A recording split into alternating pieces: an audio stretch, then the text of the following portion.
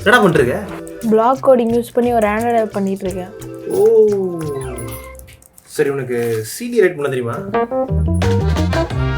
சின்ன பசங்க கோடிங் கற்றுக்கிறதுக்காகவே ஸ்பெஷலாக உருவாக்கப்பட்ட எம்ஐடி ஆப் இன்வென்டர் பிளாட்ஃபார்மை யூஸ் பண்ணி ஒரு ஆப்பை எப்படி டிசைன் பண்ணணும், அப்புறம் எப்படி அதை கோட் பண்ணணும், அந்த ஆப்பை எப்படி நம்ம மொபைலில் டெஸ்ட் பண்ணி இன்ஸ்டால் பண்ணணுன்ற வர கற்றுப்பாங்க.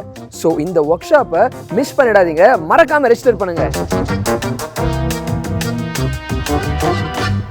ஒரு பக்கம் சென்னை சிட்டி வளர்ந்துட்டு வர, இன்னொரு பக்கம் இண்டஸ்ட்ரீஸும் வெஹிக்கிள்ஸும் அதிகமாயிடுச்சு.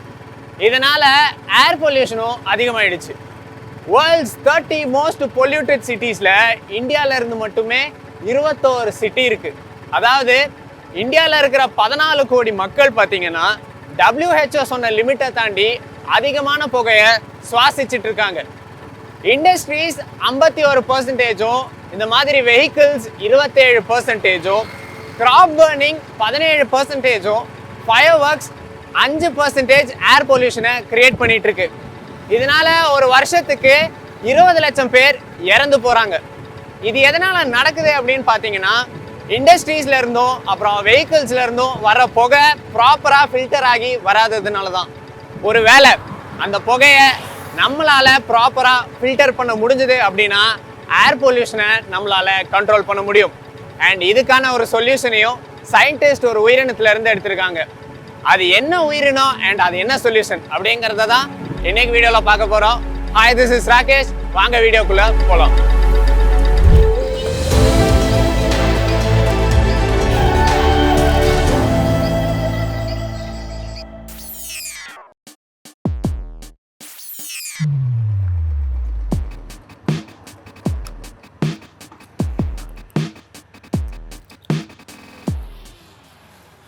இந்த காரு பைக்லலாம் பார்த்தீங்கன்னா நம்ம பெட்ரோல் இல்லைன்னா டீசல் என்ஜின் தான் யூஸ் பண்ணுவோம். இந்த பெட்ரோல் எரியும் போது என்ன ஆகும்னு பார்த்தீங்கன்னா, பெட்ரோலில் இருக்கிற ஹைட்ரோ கார்பன் ஆக்சிஜனோட சேர்ந்து அது கார்பன் டை ஆக்சைடையும் வாட்டர் வேப்பரையும் ஃபார்ம் பண்ணும்.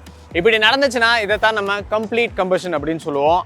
ஆனால் ஏரில் 78%க்கு நைட்ரஜன் மட்டுமே இருக்கிறதுனால ஹைட்ரோ கார்பன்ஸும் ஆக்சிஜனும் கம்ப்ளீட்டாக கம்பஸ்ட் ஆக முடியாமல் போய் சில ஹைட்ரோ கார்பன்ஸும் கார்பன் மோனாக்சைடும் இன்ஜின்லேருந்து வெளியில் வரும்.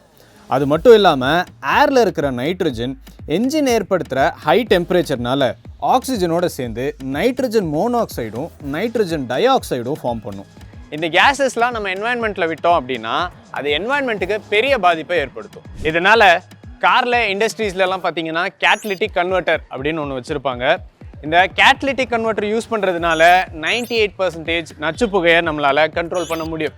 இந்த கேட்டலிட்டிக் கன்வெர்ட்டர் ஒரு சிம்பிளான சயின்ஸ் தான் யூஸ் பண்ணுது. நம்ம ஸ்கூல் படிக்கும்போது ஆக்சிடேஷன் ரிடக்ஷன்னு படிச்சிருப்போம்.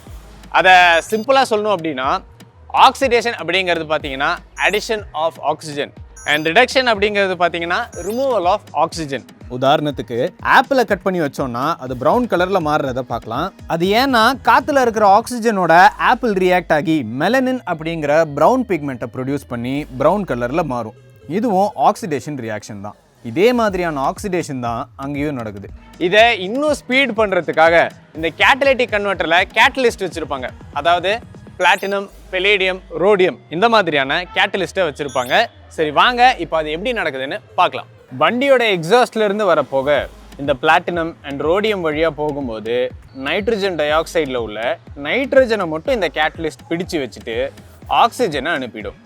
இதே மாதிரி பிரிஞ்சு வர இன்னொரு நைட்ரஜனோட இந்த நைட்ரஜன் சேர்ந்து வெளியில் போயிடும். இதனால் நைட்ரஜன் தனியாகவும் ஆக்சிஜன் தனியாகவும் ஃபார்ம் ஆகும். இதிலிருந்து வெளியில் வந்து புகையெல்லாம் பிளாட்டினம் அண்ட் பெலேடியம் இருக்கிற கன்வெர்ட்டருக்கு போகும். அது அங்கே வர ஆக்சிஜனை பிடிச்சு வச்சுட்டு கார்பன் மோனாக்சைடோட சேர்த்துடும். இதனால் கார்பன் டை ஆக்சைடு ஃபார்ம் ஆகும்.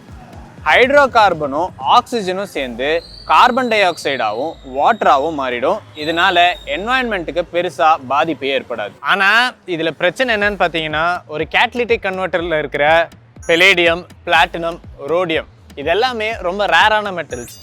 இதை ஒரு 3 கிராம்லேருந்து 7 கிராம் அளவுக்கு தான் ஒரு கேட்டலிஸ்ட்டில் யூஸ் பண்ண முடியும்.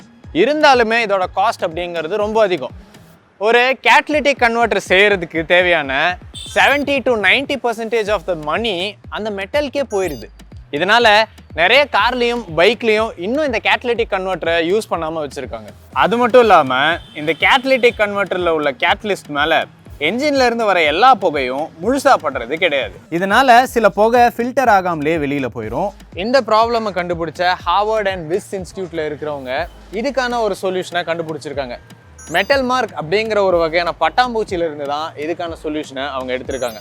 அந்த பட்டாம்பூச்சியோட சிறகு பார்த்தீங்கன்னா ரொம்ப பெருசாகவும் ரொம்ப லைட் வெயிட்டாகவும் ரொம்ப ஸ்ட்ராங்காகவும் இருக்கும். அட் த சேம் டைம் அதோட இறகு பார்த்தீங்கன்னா சூப்பர் ஹைட்ரோஃபோபிக்காக இருக்கும். அதாவது வாட்டரை ரிப்பல் பண்ணக்கூடியதாக இருக்கும். இதை எப்படி பண்ண முடியுது அப்படின்னு ஆராய்ச்சி பண்ணி பார்க்கும்போது தான் அதோட சிறகுகளில் நானோ ஸ்ட்ரக்சரில் ஹனிகோம் ஷேப் இருக்கிறத அவங்களால பார்க்க முடிஞ்சுது. ஸோ இதை பார்த்து இன்ஸ்பயர் ஆன அவங்க இதை நம்ம கேட்டலிட்டிக் கன்வெர்ட்டரில், அதாவது அந்த ஸ்ட்ரக்சரை நம்ம கேட்டலிட்டிக் கன்வெர்ட்டரில் யூஸ் பண்ணலாமே அப்படின்னு பார்த்தாங்க. அதுக்காக அவங்க என்ன பண்ணாங்கன்னா அந்த நானோ ஸ்ட்ரக்சர் மாதிரி மெட்டீரியலை க்ரியேட் பண்ணிவிட்டு அதில் கேட்டலிஸ்ட்டை அந்த ஸ்ட்ரக்சரை சுற்றி ப்ரிசைஸாக வச்சாங்க. இதனால் எக்ஸாஸ்ட்லேருந்து வெளியில் வர எல்லா புகையும் கேட்டலிஸ்ட்டுக்கு மேலே போய் பட முடியும். இப்படி இந்த ஸ்ட்ரக்சரை யூஸ் பண்ணுறதுனால ஆல்மோஸ்ட் எல்லா புகையையும் ஃபில்டர் பண்ணி வெளியில் அனுப்ப முடியும். இந்த டிசைனால் 80% ஆஃப் த கேட்டலிஸ்ட் மெட்டலை நம்மளால் ரெடியூஸ் பண்ண முடியும். அதனால் காஸ்ட்டையும் நம்மளால் கம்மி பண்ண முடியும். அப்படி பார்த்தா ஃப்யூச்சரில் இன்னும் குறைஞ்ச விலையில் நமக்கு இந்த கேட்டலிட்டிக் கன்வெர்ட்டர் அப்படிங்கிறது கிடைக்கும். இதை வெஹிக்கிள்ஸ்க்கு மட்டும் இல்லாமல் இண்டஸ்ட்ரீஸ் எங்கெங்கெல்லாம் புகை வெளியே விடுதோ அந்த இடத்துலலாம் நம்ம கேட்டலிட்டிக் கன்வெர்ட்டரை யூஸ் பண்ணோம் அப்படின்னா நம்மளால் ஏர் பொல்யூஷனை கண்ட்ரோல் பண்ண முடியும்.